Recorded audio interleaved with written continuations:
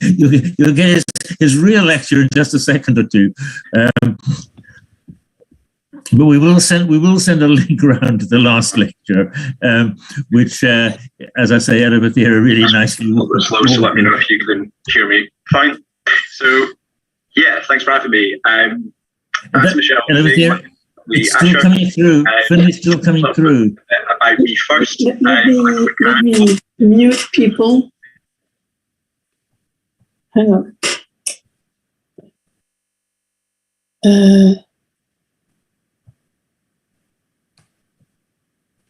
Who's that? Amel. Okay. Well, just a few minutes before we start. Your boss. Everyone arrive. Finlay, is it recorded?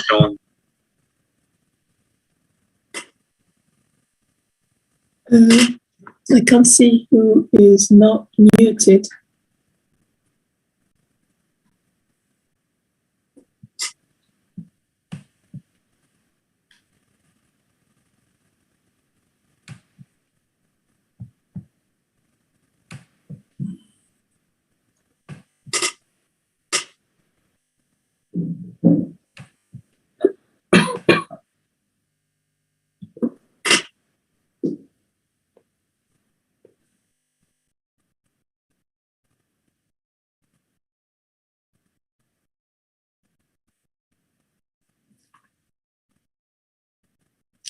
Although it's 5 o'clock, everybody, I think we'll just wait a few minutes because there's a few people just coming in right now.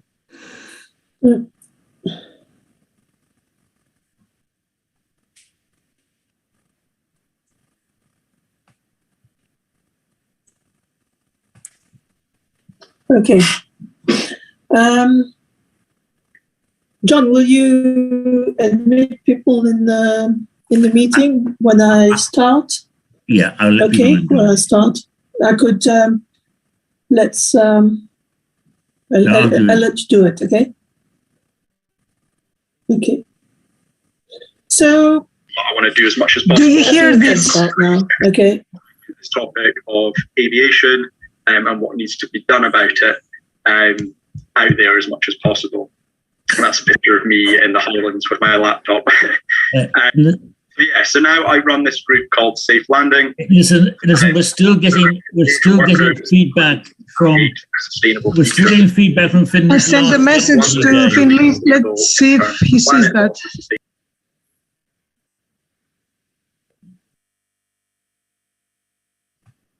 Yes.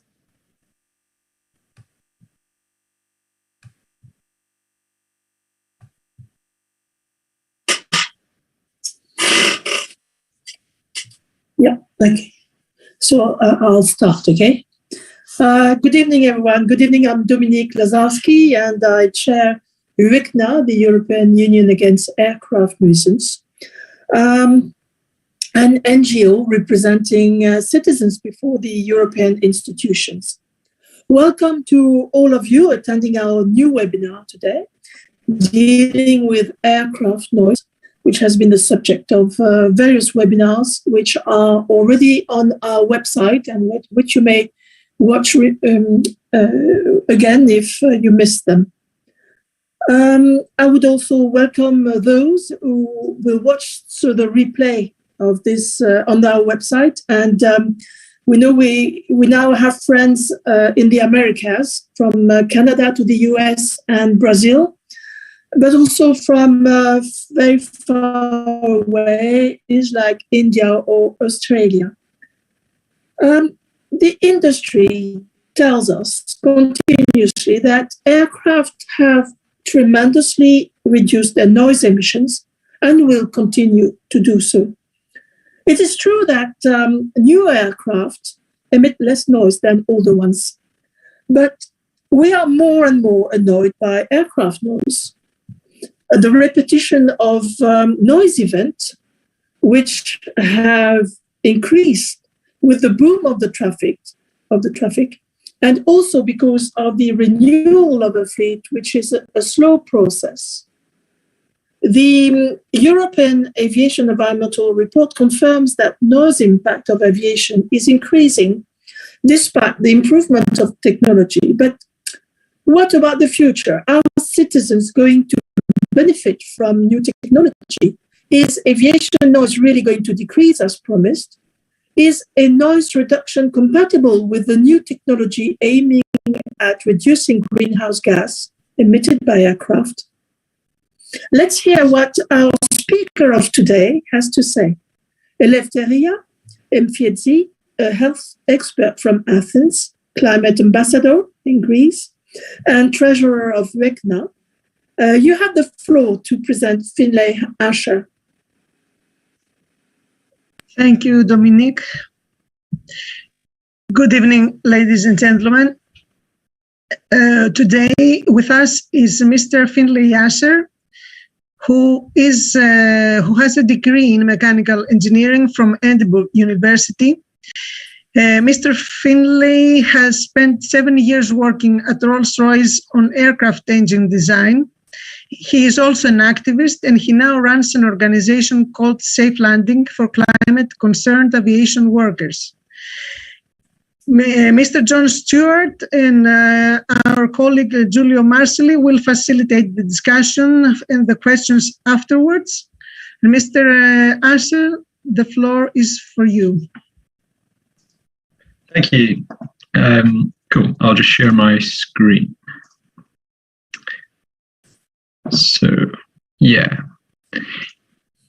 So, the title of this talk is Fuel Efficiency versus Noise, and it's really about, can we continue to make aircraft more and more efficient and also more and more quiet at the same time, or is there going to be some challenges that come along with that?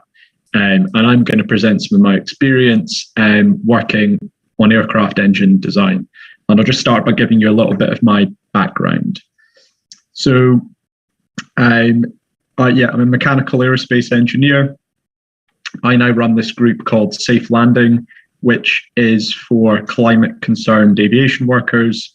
We think that the growth of the industry is actually dangerous for jobs, and we want to see our industry telling the truth about the impact of aviation and what's possible with technology and what sort of policies we need. I've also got a YouTube channel called Green Sky Thinking, which explains a lot of the technology greenwash that you see in the industry in some short kind of 3-4 minute videos on different topics. And I've got hyperlinks there if you want to check those out. And I spent 7 years at Rolls Royce. Rolls Royce are the second biggest aircraft engine manufacturer in the world. And I was working on future aircraft engine design. So just a little bit about that. I was working, a lot of it was in future technology, in the future programs teams. So looking at future Airbus and Boeing commercial aircraft in the kind of 2030s timescale, 2020s, 2030s. So kind of like, it's called the Vision 20 team, looking at kind of 20 years into the future and what's coming next. So within that work, and also I was kind of working in system design at the whole engine level. So I got a good understanding of lots of different interactions that are happening around the engine and different trade-offs. So one of the first concepts that I was working on is called the UltraFan, and this is a geared turbofan that's got a gearbox in it, and I'll talk more about that in later slides and some of the challenges there around noise and other things. And then also the variable pitch fan, which is fan blades that can move and change the pitch angle of the blades to optimize themselves for different stages of flight. And yeah, when I was in the company in 2019, after actually Extinction Rebellion and various groups put more pressure on the government and there was climate emergency declared, there was a real increase in messaging about sustainability strategy for my company and other companies in the aviation sector. And I started a group internally to challenge some of the stuff that was being said in the media and to politicians and try and apply some reality to it and push for change from within. But yeah, I decided to quit my job about a year and a half ago, and I've done environmental campaigning since then, being involved with airport expansion, and also founding this group called Safe Landing, which is for climate concerned aviation workers. And we believe that workers need to navigate a different future for the industry that's truly sustainable, and will provide secure and sustainable jobs as well. And yeah, I'll provide kind of our email address and our website at the end so you can check us out. So why, just in terms of this talk, the fuel efficiency versus noise. So there's something called ACARI, you might have heard of this, Advisory Council for Aviation Research and Innovation in Europe, bit of a long title, they called it ACARI, and they've got these Flight Path 2050 goals, and their aim is to reduce CO2 per passenger kilometre by 75%, and to reduce perceived noise by 65%. And that's relative to a year 2000 aircraft. So there's these, and there's also like NOx targets and other things. But actually, like, there's a question here about, is it possible to achieve these things at the same time? And actually, is there conflicts? And also, if you look at airport expansion, often an airport will claim it's increasing the number of aircraft, but overall emissions will go down because of efficiency improvements, and also noise will go down. And are those two things really possible, or is it going to be quite difficult? And that's what I'm going to explore here. So I'm going to talk through sort of aircraft efficiency and engine efficiency. And I understand some of you might not have an engineering background, or this might be new to you. And I'm going to try and talk it through in a way I describe, like, to a new engineer, and hopefully this will make sense. And also you can ask me questions at the end if anything isn't clear.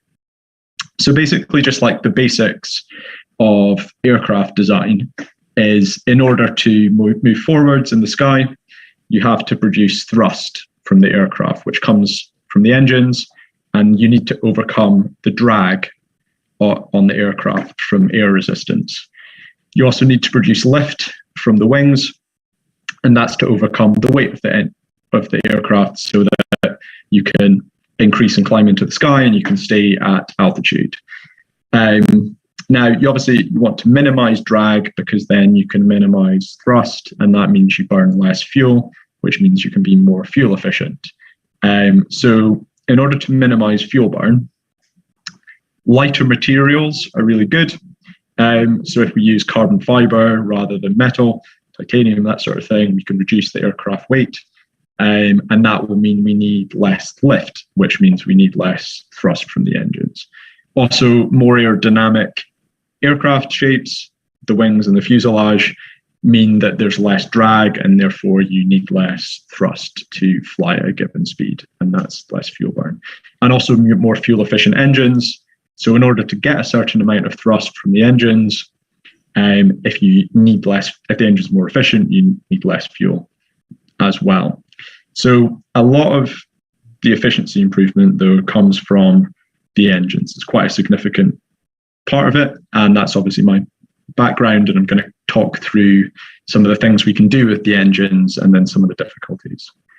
So just the kind of basics here is, in order to produce thrust and to push an aircraft forwards, you need to create some momentum, and you do that by moving some mass back the way. So it's a bit like a swimmer in a swimming pool.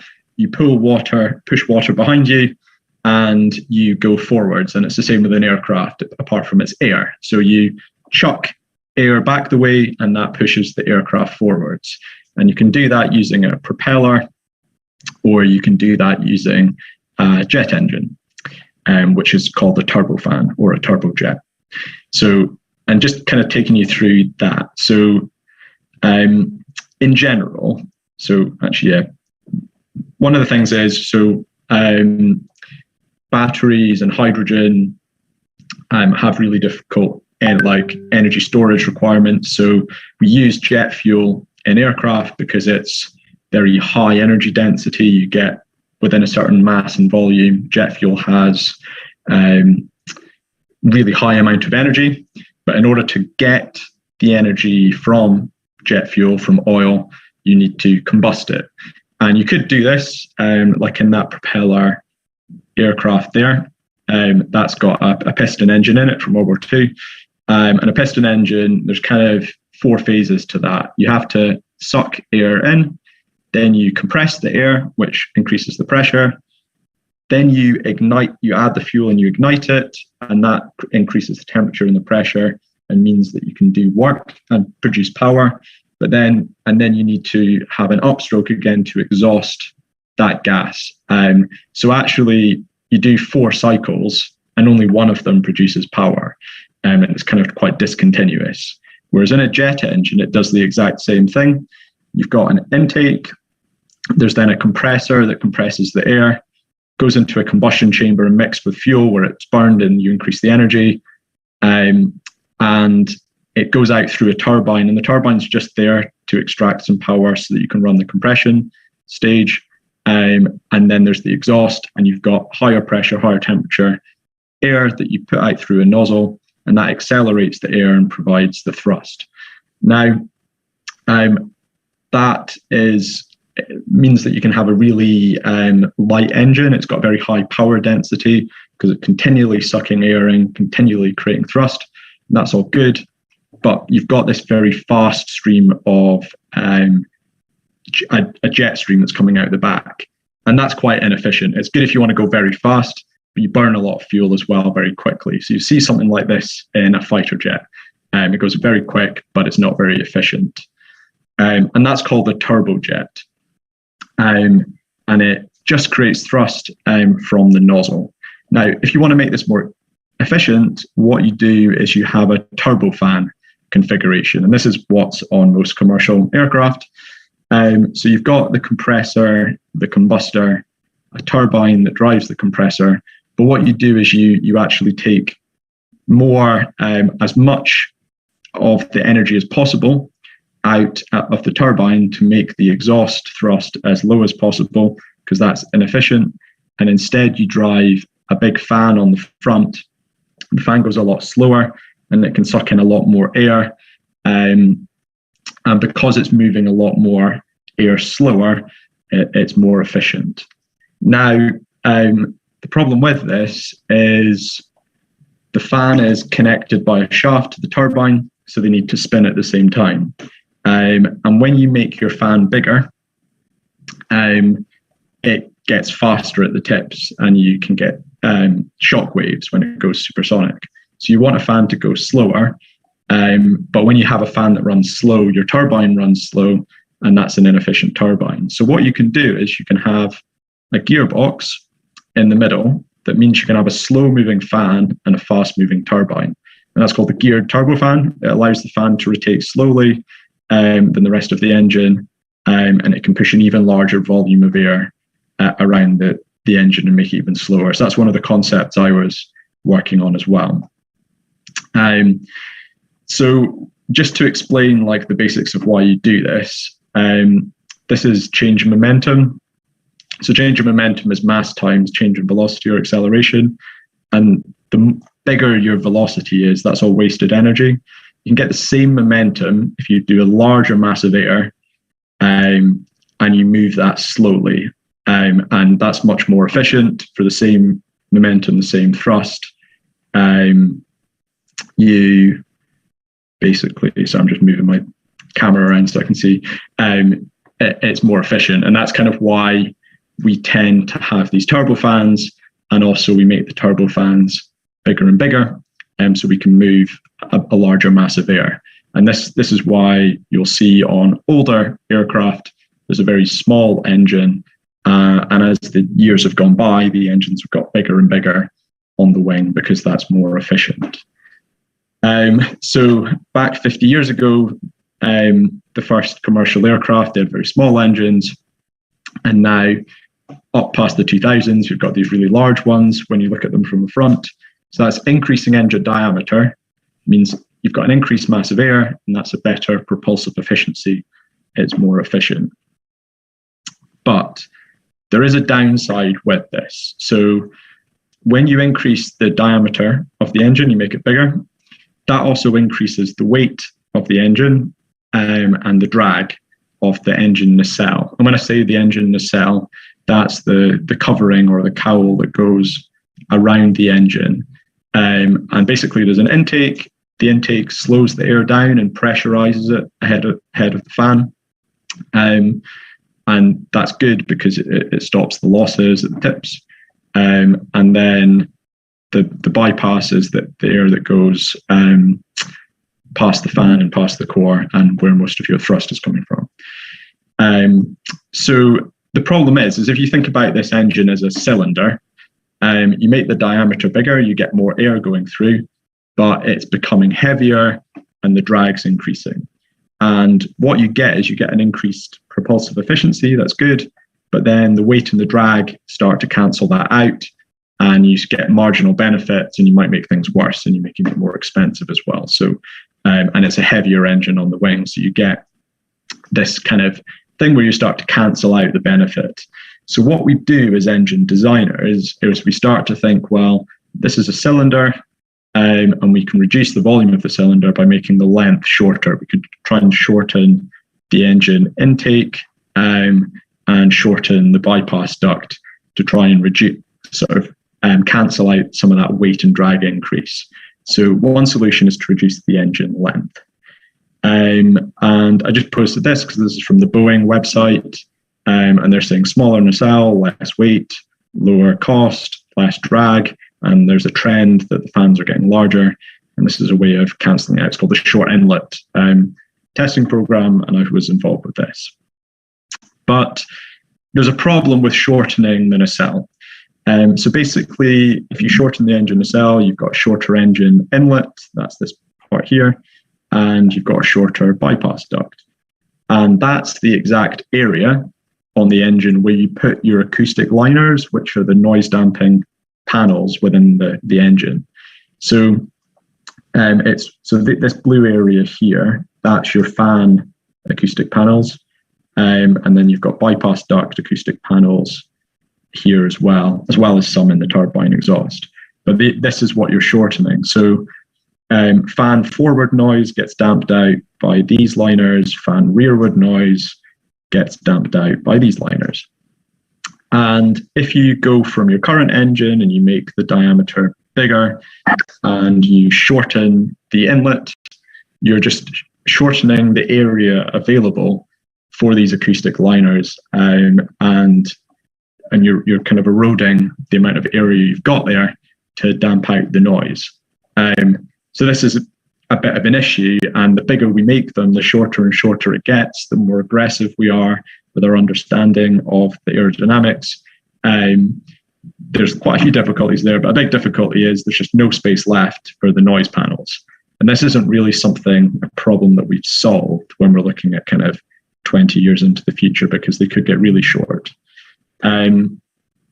So this is just this kind of trade-off we've got with turbofans as it is. And basically, this is a bit of an engineering chart, but it's showing within an engine, you've got the thermal efficiency from the combustor, and that's like how hot and high pressure you can get inside the core. That improves your thermodynamic efficiency. And then you've also got the propulsive efficiency from the fan and the bypass duct. So if you have thermodynamic efficiency here, and that gets better going up the way, propulsive efficiency getting better going to the right, and then you've got overall efficiency, which is this times this, thermodynamic times propulsive, and you've got lines. And you can see original turbojets started off about 20% efficient. They've moved up through 30% towards 40% efficiency with the latest Airbus A350 that I was working on. And they've kind of circled bypass ratios. So the bypass ratio gets bigger and bigger. So more and more air is going past the core through the fan rather than through the core. And we're now looking at how do we go further. And there's a few different concepts that I've been working on. The geared turbofan, which I showed you already, and a variable pitch fan, and open rotor is another one. And I'm going to take a look at some of those.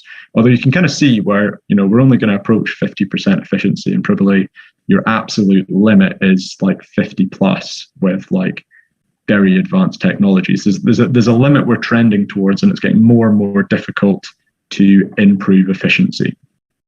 So looking at the geared turbofan first, one of the problems with putting this gearbox in is you've got a very large amount of power that's going through your turbine to your fan. It's a huge amount of power. It's powering an aircraft.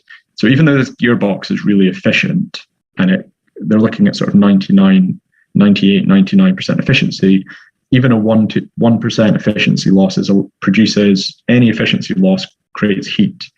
And that's a large amount of heat, and that heat goes into the oil that's in the gearbox, and that adds to your oil system, and you've got to cool that oil down. If oil overheats, then it can coke, and it will harden up, and your oil system will fail. So you need to always keep your oil nice and cool, but you've got this big new oil system requirement. So normally in an engine, a bit of a complex diagram here, but it's showing the oil system, and there's bearings that the shafts run on so that they can spin, and they're lubricated with oil, and you normally need to cool those down. But you've then got an additional big, massive gearbox with a lot of high volume of low-grade heat, which means you need extra air coolers. And I've just circled, there's air coolers that are in the bypass duct. I'll just switch to this simpler diagram. It basically means you need oil coolers that get cooled by the air in the bypass duct. And you basically need to put these in the same place where you want to put your acoustic panels. So you've now also got this competing requirement for extra cooling. And those coolers need to sit in the exact same place as the acoustic liners. So this is a big challenge as well, moving to a geared turbofan. So next, variable pitch fan. So the reason why we need a variable pitch fan is it's kind of a bit complicated to explain, but a fan has what's called a working line, and it's a region it can operate in before it stalls or before it surges. And the bigger you make the fan, the higher the bypass ratio, the lower the fan pressure ratio. It just means this is more difficult because there's a bigger difference between the engine operating at ground level and operating at altitude. And it means that it's very difficult to keep the fan from stalling without varying the geometry at ground level. So what you need, because basically engines are designed for cruise, and then they operate at a higher thrust when they're on the ground to take off. And what you find is it's just impossible to design the engine without providing some variability that changes the area of the flow through the engine. You can kind of do this in two ways. You can have a variable pitch fan where the fan blades rotate, or you can also have a variable area nozzle at the rear of the bypass, and it looks like this. Pratt & Whitney, when they had their first geared turbofan, they thought they needed this, and they just managed to just not need it. But if you go any larger, you will need something like this. And the thing about this is it adds extra weight to the engine and extra complexity, extra failure modes, and lots of design challenges, which mean we don't quite know what the best thing is. But also, anything with variability introduces a feature into the engine that isn't smooth, and it's discontinuous, and it needs to be able to rotate. So there needs to be some features there and there, and you can see that there will be gaps. Wherever there's anything like that, it's a potential additional noise source. And this will need lots of work to prove that we're not just going to massively increase the noise. And it'll require lots of testing and lots of different configurations. And there'll be a much wider variety of operating conditions, which means it's harder to specify what the noise is. So these are all challenges as well for these feature concepts. So, as I was saying, fan pressure ratio is the thing that's getting lower and lower as the diameter gets bigger, because you need to accelerate the air less, so the pressure ratio goes down. And basically, this is a diagram from someone else, but it's just kind of showing as you make the propulsive efficiency greater and the pressure ratio lower, there's a limit somewhere, and it might be around 1.3 or 1.4, but I think it's probably around 1.2, 1.3, where all of these challenges mean that there's just a limit to how much we can improve the turbofan as it is. And that's because of just this increasing weight and drag of the nacelle. And what we're probably going to do is we're probably going to need to get rid of the nacelle completely, because it's just too heavy and it's too large and it's too draggy. And that's where we'd switch to an open rotor concept that doesn't have a nacelle at all. So this is what an open rotor looks like. And it would have no nacelle duct for acoustic panels. So there's no way of attenuating the noise at all around the engine. You'd also have counter-rotating blades, and this is because if you didn't do that, you lose a lot of your energy as swirl, and you want to take that swirl energy back out and direct it into thrust that's going straight behind your aircraft. So you need counter-rotating blades, and that just means you've got a really complex mechanical design inside there, and you've got complex interactions between the blades. It's also not clear where the best place to put this engine would be, partly because we're really worried about the noise profile of it, because there's no shielding and no liners. We might want to put this engine like above the body of the aircraft or above the wings or above the fuselage to shield the ground from the blades. The other concern is if one of these blades breaks, normally the nacelle provides a shield that contains the blade. We don't have this, so often when you see this design of engine, it's positioned somewhere else on the fuselage, like away from passengers, so that in the failure case where one of these blades fails, it can't go flying into a critical part of the fuselage. So yeah, there's quite a lot of complexity that comes with this design, with a lot of problems that are still to be resolved. But you can see Clean Sky, this is the EU funded program that's pushing open rotor. They really highlight noise and vibration problems of it. When this concept as well was developed in the 1980s, this is one of the reasons the concept was shelved, because of the high noise profile. And the other difficulty, as I was saying, is where to install it on the aircraft, and how the complex wake interacts with the aircraft as well, which is another thing that can create noise. I just realized I've got words over itself. So yeah, final thing really is just where to put this engine. So I'm just giving you a few examples here of different aircraft concepts, and really aircraft designers haven't figured out the best place to put them, and there'll need to be a lot of testing before we can decide what the optimum place is. But a big factor of this is the noise. So you can see that on this concept, they put the engine sort of between the tail fins of the aircraft, and this is to try and shield the ground from the blades. Equally here, this one, it's above the fuselage as well, and this is all because of the noise issue, trying to basically create a shield between the engine and the ground by putting the aircraft in the middle. But also they've tried with a high wing, a low wing, at the back of the fuselage, at the front.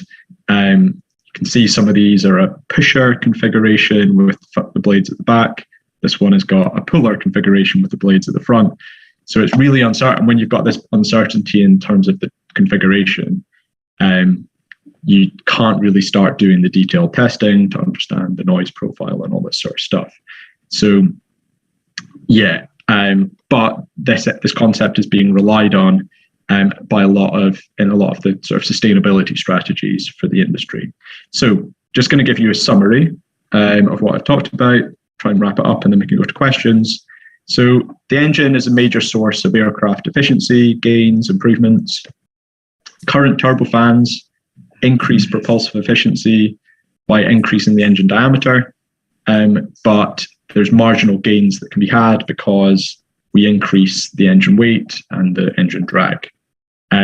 We can shorten the nacelle to compensate, but that reduces the area for the acoustic liners, and that's an unresolved challenge that hasn't been solved yet.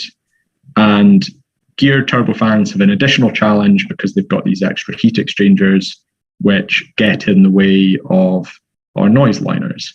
And then the variable pitch fan, variable area nozzles could be additional noise sources, and they will be required below a certain fan pressure ratio in the future. It'll be difficult to get away from using them, and that's an additional noise source. And then open rotor can provide a further fuel efficiency improvement, but we lose the nacelle completely, and it's unclear how we then reduce the noise and where to place the engines. So there's kind of these unresolved challenges. And then I thought I'd just give you some other thoughts as well. So if there's a tendency at the moment towards stretched aircraft, so making an aircraft design as long as possible to fit in more passengers and higher load factors, which means for a given aircraft, there's more passengers in there in terms of passengers in every seat, but also the seats as close as possible together, and particularly low-cost carriers like Ryanair and EasyJet really try and shove everybody in economy and get as many people in as possible. That means that for the same aircraft taking off on the same flight, it will have a higher takeoff weight, and greater takeoff weight means we need higher takeoff thrust, and that will mean increased takeoff and climb noise. So you might see, even though the same aircraft might get quieter side by side, you've also got this kind of change to airline operations that's cancelling that out and increasing the noise again. And that's worth thinking about. I also think there's a tendency towards longer range flights, and because we've become more fuel efficient, we can fly further. So the average flight is going further and further. But that means if you fly further, you start off with more fuel on board at takeoff so that you can fly further. That means you've got a greater takeoff weight and greater takeoff thrust required, which probably means that you increase your takeoff and climb noise. Then the final thing is we've got higher day temperatures. Because of global warming, the average temperatures on the surface are becoming higher. And that means that we've got a lower air density at ground level. And that means that you need to run your engines higher to get the same engine thrust, because you need to suck more air through to get the same mass flow, to get the same thrust. And that means likely, I think as well, that we'll get increased takeoff, climb and descent noise as well.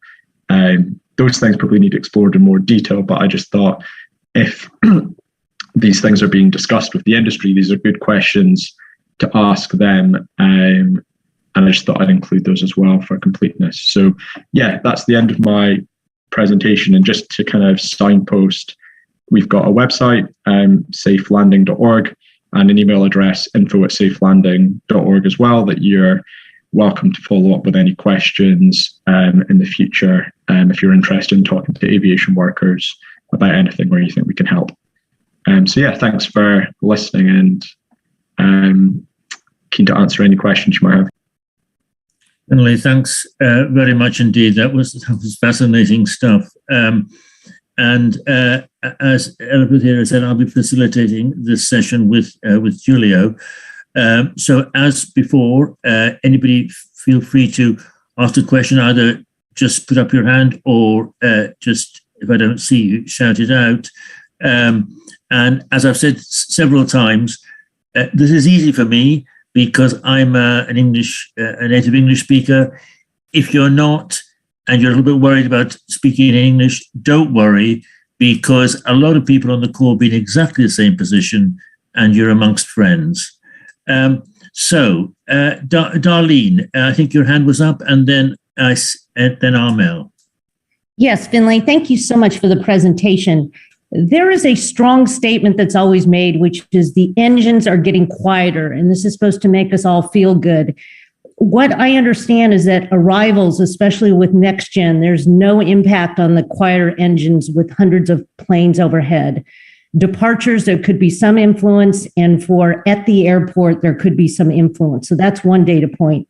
The second is your last slide about even though the plane might be quote unquote quieter, there are more loads, they're longer range, and the temperatures. So I think the question that I have is, given all this, really are we experiencing less noise even though the engine is quote unquote quieter? Yeah, so I think one aspect is like the noise. We have been so far able to, for the same conditions, reduce the engine noise with time. And I think the point I'm making here, the point I make right at the end is that there are other operational things that might increase. Obviously, you might make each aircraft slightly quieter, but then the way that you operate them, you make them then loud again. Yes. But also then there's the number of aircraft as well. So, and how many aircraft there is in the sky and how many takeoffs and stuff that could cancel that out. But the kind of point I'm making here is just that the noise improvements that we've got in the past by improving the way that we tune the engines with the acoustic liners, and we're kind of like at a point where we're going to lose the ability to do that because there's less and less space for them. So the historic trend of making engines quieter, it might be more difficult to do in the future, particularly given what we might need to do to get the next fuel efficiency that's also been promised. Thank you. Yeah, thanks, Dolly. And just before I bring Armel in, that's an interesting point, Finlay, because essentially what you're saying, the current technology, we've almost gone as far as we can. And the next step is the rather controversial open rotors, where the noise problem could be significant. Yeah, so I don't think an open rotor realistically probably won't see it before 2035 at the absolute earliest, probably not until after 2040s. When I was making this presentation earlier, I found an article from 2010 that said that we'd have them by 2025, and actually we're almost at 2025 now, and they're nowhere near being developed. So I wouldn't expect really in the next 15, 20 years for them to come in anyway.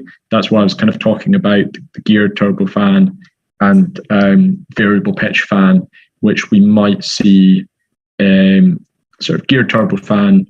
We'll see those. There is one from Pratt & Whitney on small aircraft. There isn't any on large.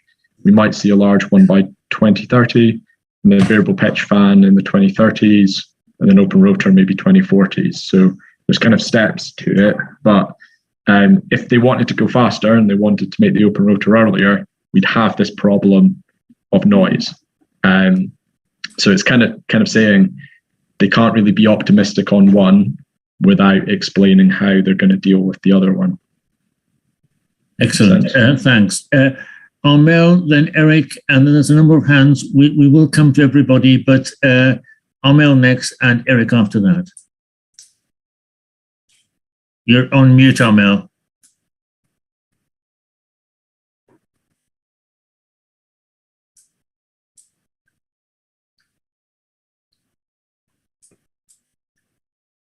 You're still on mute, Armel. What I might do, Armel, is go to Eric and then come back to you, if that's okay.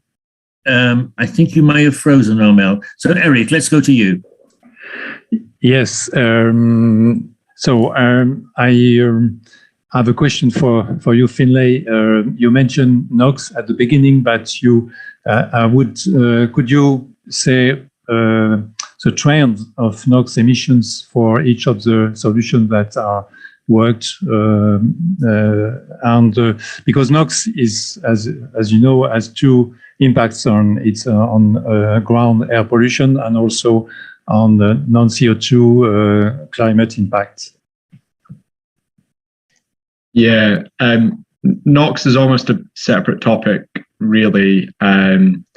and it's quite complicated. But it's more to do with basically everything I presented now is to do with the propulsive efficiency part of the engine. But we've also got the engine core, which is the combustor and the turbine. And it's really the design of that influences how much NOx is produced. So you go to higher pressures and temperatures, and really a lot of the engine manufacturers have put a lot of effort into making the combustor and the turbine as hot as possible with advanced materials. But we're at the kind of limits of that, and that's why we're going to have to go into the propulsive stuff now, where the engine becomes quite different.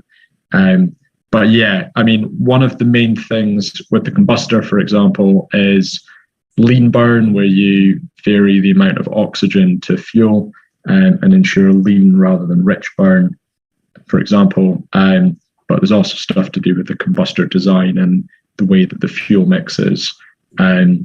So yeah, it's another constraint. That's another thing to balance. Because if you didn't care about NOx, you might design the combustor differently for higher fuel efficiency. But so it's another complexity that it'd be difficult to get into without lots more slides. I don't think there's necessarily a trade-off between NOx and noise, because it's more about the combustor. So there's only some things, like the lean burn combustor can rumble more, which produces this like low frequency vibration. But I think that's manageable, and as I say, it's probably a bit too complicated to get into in more detail. Okay, thanks, Finlay. Amel, I think you've come back to life, have you? You're on mute again. Can you hear me now? We can. You're loud and clear and alive again, Armels. Welcome. Thank you, John. Nice to see you all, and thank you, Finlay. I've got two questions for you. Is it possible to have a new lighter material for a nacelle for safety, so that the blade would still be, inside as opposed to being out? And would you need to have new aircraft for those new engines? And third, looking at your crystal ball, when do you think these new engines and aircraft would actually be available in the future? Thanks. Yeah. Okay. So the first one was on materials. So we can make, as I said, nacelle gets bigger and it gets heavier because it's bigger. And one thing you can do is you can change the materials, go for lighter materials or a more efficient structure to make it lighter. Yeah, and we will do that. We will always use carbon fiber and titanium and the lightest materials going. It's just for a given set of materials, the bigger the volume is, the heavier it's going to be. So there always is, whenever we do another iteration on an engine, look at the best materials available at that time. But it's still, when you make it bigger, it makes it heavier. So there always is this improvement, and that's kind of what has meant that we could go bigger and kind of manage it, but we're at a limit. And yes, basically the engine affects the aircraft design quite a lot, particularly the engine gets bigger, we're struggling to fit them under the wings anymore, which is another reason to maybe move them up above the fuselage. It's handy having them under the wings because the lift force on the wing bends it up the way, and having the engine weight on it bends it back down. And also it's like near the center of gravity of the aircraft. So it's not the best moving them to the back. That's why most aircraft have engines in the middle. But yeah, so there's a lot of iteration that needs to be done between the aircraft and the engine. And at the moment, we've just had the same configuration of tube and wing aircraft with the engines in the same place, and lots of refining of that design. We're at a point now where we're going to have to move away from that because the engines are getting too big and they're changing and they're interacting with the wing. And that will mean that we need more radical aircraft concepts. But that'll take a lot more time, a lot more testing. And the timescales anyway are 10 plus years to do a conventional one. So it's going to take longer. So that's another reason why when the industry is optimistic about efficiency improvements, you have to look at the fact that we're going to need a big design change and that will take longer. So, and the industry is also talking about hydrogen and electric, and it's only got so much research and development money. So the more different things that they research, the less engineers they can put on each thing and the less money they can spend. So that's likely to slow it down. Plus we've had COVID and they've had a lot of losses, and they've had headcount reductions for engineers and stuff. They don't have me working there anymore, for example, but so like things will probably be delayed by COVID as well, which will push those industry timings back the way. So as I said, I think it will be mid-2030 before, at the absolute earliest, that we'd see a variable pitch fan or an open rotor, and probably after that, probably more towards 2040. That's really interesting, Finlay. Thanks for the questions, Armel. We will go to Arlene, Debbie on the phone, and then Mike, I see, has got his hand up, so we'll go in that order. Yeah, there's also some questions in the chat as well from Carla. Is there? Okay. Right, I'll try to keep it. Thanks. I'll May I? Note of them. Arlene, on you go. Welcome. Welcome. Thank you. And thank you for this informative talk, Finlay. It brings me back years ago when I was a consultant to the New York City Transit Authority, and noise was a key problem in the design of an engine. And ironically, it was the fan that cooled the engine that was the problem. So I'm sitting here all these years later, and I'm hearing the same thing, that in order to cool the engine, you needed a fan, and that created other problems. And so you're looking into it. I have to tell you, though, that working with the engineers at the Transit Authority, we were able to deal with the traction motor. It was a traction motor problem, and it needed to be cooled. And so, ironically, a fan is the problem in not being able to curtail the noise, which was true with the transit situation with their motor. And I was just wondering, how carefully are you exploring how you could alter that fan? Because instead of saying, we don't have the space for it, we don't have the acoustic liners, what about the actual design of the fan that would make it possible to lessen the noise? So it was just ironic that I'm hearing the same thing that I heard at the Transit Authority, but they solved the problem and did design a quieter traction motor. Yeah, well, we have been able to design quieter engines when compared back to back. So it's not that we're not able to do that, it's just that it's becoming more and more difficult. There is things that you can do with, there's some key design constraints. There's the spacing between the rotating fan and the static fan outlet guide vanes. That's a big driver of the interaction noise between those things, and then how the number of those vanes compared to the number of the fan blades, and also the geometry of those. And those things are very heavily optimized the whole time to try and improve aerodynamics and try and reduce noise and try and improve vibration, all that sort of thing. But it's getting more difficult to do that because they're getting closer and closer. We have less space to work with, and the ability of an engineer to design something depends on the design space that you've got. And when that gets constrained smaller and smaller, you've got less room to move in to try and get an optimum solution, if that makes sense. So it will always be possible to try and optimize it, but the room for optimization is going to get more difficult. But it is being looked into. Absolutely, always. Okay. Yeah. Okay. Excellent. Thanks, Arlene. We'll go to Debbie on the phone, then Mike, then I think there's one or two, as Finlay said, there's one or two things in the chat which you may look at. But keep your hands, if you want to speak, put your hands up in one form or another. Debbie, welcome. Yeah, hi. Can you hear me?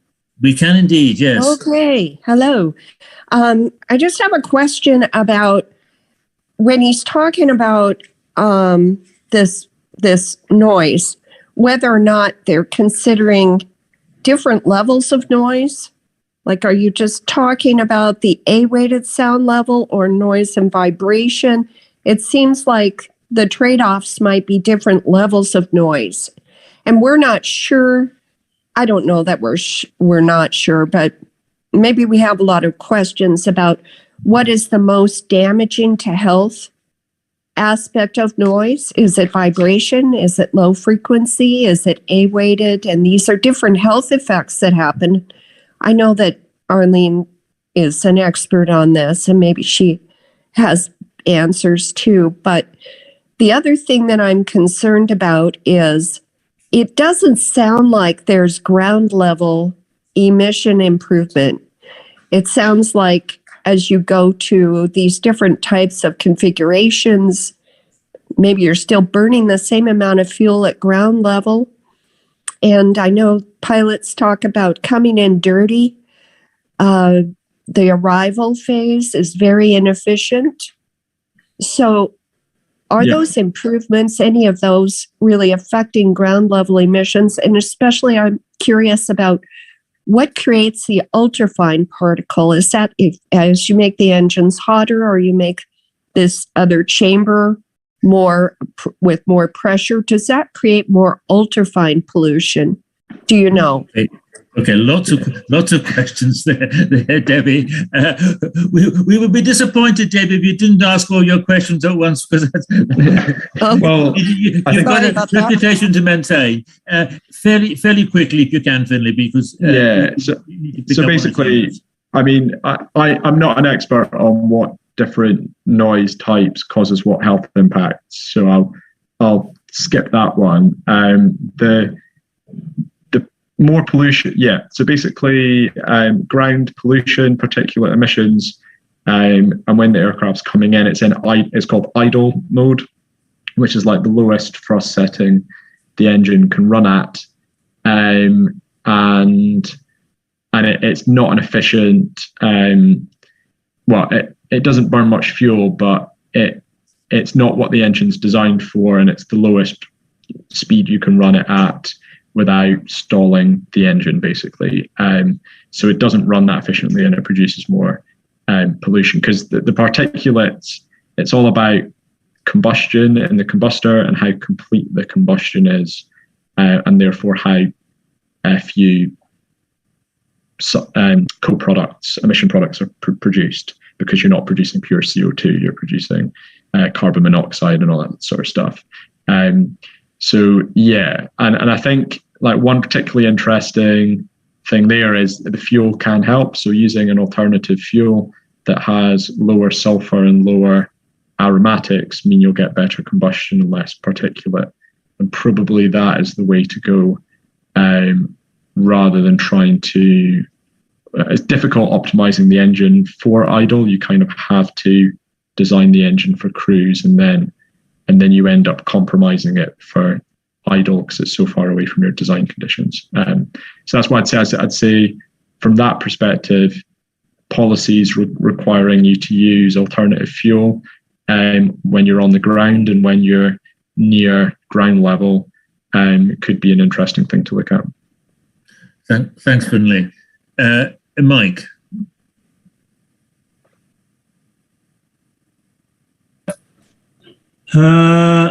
Just late on in your slides, you showed a picture of an EasyJet with, I think, an open rotor.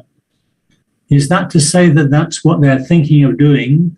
Because at the same time, they're promising us electric planes. I don't think it was quite next year, but, you know, in the very near future, I have a sort of cynical view that the only thing that interests the plane run at the aircraft people is how much does it cost to make and how efficient it is. And the noise comes very low down in the questions. Yeah, and I think EasyJet have a lot of concepts that they've got on their website that that it's just a pretty picture and there's not much reality behind it. So it's the same with this open rotor. You know, they'll think that others like, look, we're working on this. We've given this university project £2,000 to do a study and make some diagrams, but we're not researching it in any way. And it's the same with electric. You're right. There's a company called Wright Electric that are claiming by 2030 they'll have a massive passenger aircraft, but it's completely unrealistic. And it involves aluminium batteries that don't really make sense. So yeah, I'm quite skeptical about EasyJet as well. Can we quote you on that? It's all on record, Mike. Yeah, you can quote me on that for sure.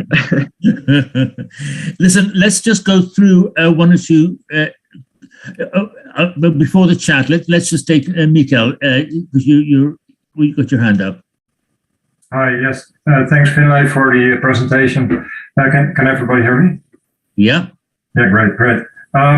Well, you sound very optimistic, but basically what you're telling us that in our lives, we are not going to see any planes, especially with jet engines, that are going to be more silent, just a little bit more efficient. And I just want to take 1 minute and think about that. Yeah, well, no, I mean, they are getting more efficient. And what I'm sort of saying that we should be challenging the industry on is when they make big fuel efficiency claims and big noise claims at the same time. I think if you want more fuel efficiency, you might have to compromise on noise. If you want better noise, you have to compromise on fuel efficiency. So being very optimistic about both things. If they want to do that, we can ask them these questions and say, well, tell us how you're going to get that fuel efficiency improvement, you're going to need an open rotor. How are you going to, in order for us to believe you, you're going to need to tell us how you're going to make that quiet. And that will be difficult for them to do. So it's really kind of providing you with some questions that you can ask them that will be hard to answer. Yes, thanks. This is very valuable. Yes. Yeah. It's not to say they're not going to get a bit more efficient and a bit more quieter. I'm sure they will do to some degree. It's just becoming more and more difficult to get the same improvement we've got in the last 20 years in the next 20 years. And then there is an element, though, of we could go to smaller aircraft that fly less far with less passengers, and we could go for distributed smaller engines if we have electric or hydrogen. And there is a possibility with them because we completely change the design of the aircraft. And there's more possibility there, but those aircraft just they aren't ready yet. And that's all 20, 30 years from now. Yeah. So if you look at an airport expansion plan, it will be business as usual aircraft. So unless they're saying we're going to completely switch in 10 years' time, we're going to design our airport for those sorts of aircraft, then they can't claim benefits from those sort of things. But that is one way. One thing is if we had smaller, slower, quieter aircraft, more likely propellers rather than turbofans, and distributed propulsion, so smaller individual fans, that could provide benefit. But it's a long time off still. Okay, thanks for that. We are running short of time, but there's one or two things in the chat. What role do newly developed fuels play in this context? You covered that to some extent, actually. So the fuel is more about the emission saving that happens in the fuel production process. For these airlines to claim that there is a CO2 reduction, there is a non-CO2 improvement. It's what we were saying earlier about particulates. But that's more of a health improvement, and it's a global warming improvement because there's less contrails. But I don't think it will make that much difference to noise, apart from they're slightly more efficient. But I think it will have a relatively small impact. And how do these new rotor shapes affect the amount of non-CO2 emissions? They don't really affect it because it's more to do with just the combustor efficiency. Those non-CO2. So yeah, the non-CO2 is more to do with the exhaust from combustion. So the rotor doesn't really make a difference to that. Although the one thing that's different is when you go to higher propulsive efficiency, you do get a slightly lower exhaust temperature, and that actually means you produce slightly more contrails at a given altitude. And we do see this as aircraft get more efficient, they produce contrails lower down, only slightly. So the CO2 improvement's worth getting, but it is something I've raised before, is when you consider fuel efficiency going up because of the rotor, we might see slightly higher non-CO2 as a trade-off as well. That's a bit complicated, so if you didn't follow, I can provide a reference for that if you want to understand it more. Want to just go through the other points? Yeah. So are there calculation tools that allow airlines to easily calculate which weight occupancy their aircraft would fly as quietly as possible and with the least impact on the climate? So this is the thing, like if you put more, the first thing is in terms of the range, there is a design range for an aircraft with a given payload that's its optimum range. And if you fly an aircraft a lot further than that or a lot shorter than that, then if you're shorter, your takeoff and climb is a bigger proportion of your flight, and that's not very efficient. If you go longer, you end up having more fuel on board to fly further, and you end up burning more fuel throughout the flight, and it's not efficient. So there's like a most optimum range to fly a given aircraft. But then, if you put more passengers in, it makes it more fuel efficient because you're cramming more people in, and you don't burn that much more fuel. But that will mean that for that aircraft taking off, it will be heavier, and it will produce more noise. So this is what I'm saying. There's like a trade-off there between efficiency and noise for that aircraft. And basically airlines will just operate within, as long as they're meeting the noise requirements and getting away with it, they won't really think about it. Okay, Martin's left, and then Bertold, what is the difference between turboprop and open rotor? It's more an open rotor is designed, like basically a turboprop is designed to only fly below a certain altitude, and if you go above that altitude, then because you've got these propellers that are just going round and there's nothing to slow the air down, you get supersonic shocks. Basically the air goes above the speed of sound, and that creates a big efficiency loss. So turboprops can't fly beyond a certain speed, so they fly slower and they fly lower, whereas an open rotor is more designed to operate like a gas turbine and fly at higher altitudes, and then they have to have like special blade design to be able to do that. But it is kind of like a bit similar when you've got a counter-rotating propeller or an open rotor, but one of them's more like a fan blade and the other one's more like a propeller blade, which they're a bit different. But yeah, this is the thing, like that A400M plane you're mentioning, which is the propeller rather than open rotor, but it is it doesn't have a duct on it. It makes a lot of noise, and it's very heavy, so that's why it's so loud. So yeah, that's consistent with my understanding. I think that's the questions in the chat, isn't it? Yep. Anybody got any final thoughts or questions before I hand back to Dominique? No. in that case, thanks very much, Finlay. That was really tremendous stuff. And I'll hand back to you, Dominique, to close. Thank you, John. Just a few thoughts, with an average of less than 0.1 dB per year, we will only reach a significant reduction after a very, very long time. And we really need a technological breakthrough to obtain a good result in reduction of noise. And I was not very optimistic hearing what you had to say. And you mentioned ACARI, and ACARI goals are industry set goals. And when they don't reach the goals, they just postpone the time when they will reach them. So, it's only an intention to reach something which they don't always reach.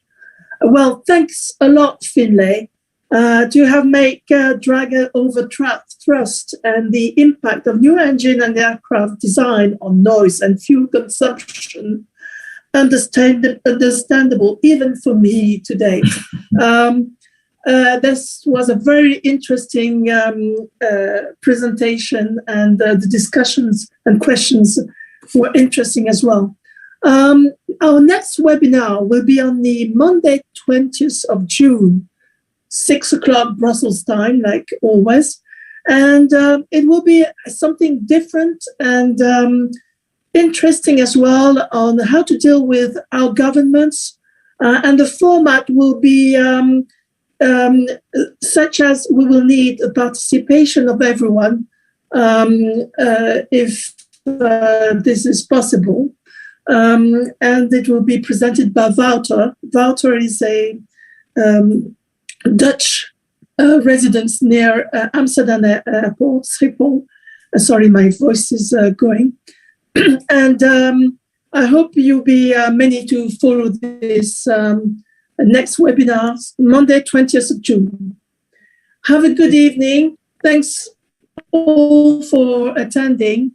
And bye-bye. Thank you, Finlay. Bye. Finlay, Dominique, do you want to just stay on a moment or two?